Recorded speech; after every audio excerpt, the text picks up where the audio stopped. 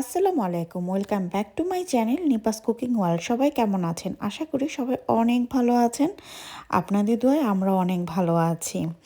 আজকে কথা না বাড়িয়ে খুব শর্ট একটা ভিডিও আপনাদের সাথে শেয়ার করতে যাচ্ছি। সেটা হচ্ছে মাংসের যে চাপ বানাই সেই চাপের মশলা রেসিপি। চলুন তাহলে দেখে নেওয়া যাক কী কী উপকরণ আমার লাগলো এই চাপ মশলাটা বানাতে।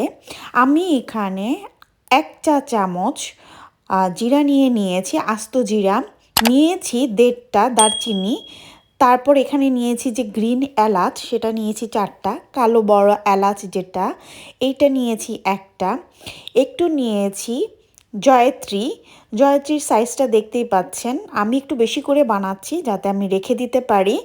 তো এর থেকে বেশি জয়ত্রী নেবেন না, কারণ এই মশলাটা বেশি দিন বানিয়ে রাখাও যায় না, গন্ধটা নষ্ট হয়ে যায়। ট্রাই করবেন অল্প একটু বানিয়ে রাখার জন্যে।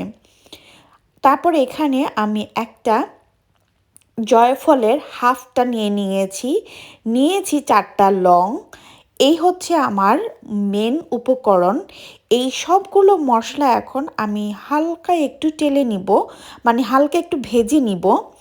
ঠিক কয়েক সেকেন্ড ভাজবো। ভাজা মানে এইটা না যে আমি এটাকে একেবারে রোস্ট করে ফেলবো, এরকম না।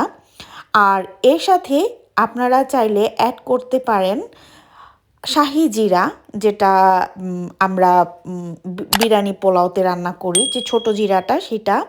আর হচ্ছে কিছুটা মৌরি, যদি চান তাহলে এখানে অ্যাড করতে পারেন। না অ্যাড করলেও কিন্তু খারাপ হবে না। জাস্ট আমি কয়েক সেকেন্ড ভেজে নিয়েছি সব একসাথে করে, দেখতেই পেয়েছেন। এটাকে কিন্তু আমি একেবারে রোস্ট করে ফেলিনি, জাস্ট একটু ওয়ার্ম করে নিয়েছি। তারপর আমি ঠিক এইরকম একটা ব্লেন্ডারের সাহায্যে আর কি আমি মশলাটাকে গুঁড়ো করে নিব। আপনারা চাইলে শিলপাটায় বেটে নিতে পারেন, বা কারো যদি হামিনদস্তা থাকে তাহলে সেটাকে ভালো হামিনদস্তাতে পিষে নিতে পারেন। যখন আমার সবগুলো উপকরণ ব্লেন্ড করা হয়ে গেল আমাদের সেই স্পেশাল মাংসের চাপ মশলা। এই চাপ মশলাটা আপনারা একটা এয়ারটাইট কন্টেনার বক্সে রেখে দিতে পারেন 6 মাসের জন্য। আমি বলবো 6 মাস না রাখাই ভালো। 6 মাসের আগে যদি এটাকে আপনারা ইউজ করে ফেলেন তাহলেও হবে, আর যদি 6 মাস রাখতে চান তাহলেও রাখতে পারবেন। আজকে এই পর্যন্ত। আল্লাহ হাফেজ, ভালো থাকুন। আসসালামু আলাইকুম।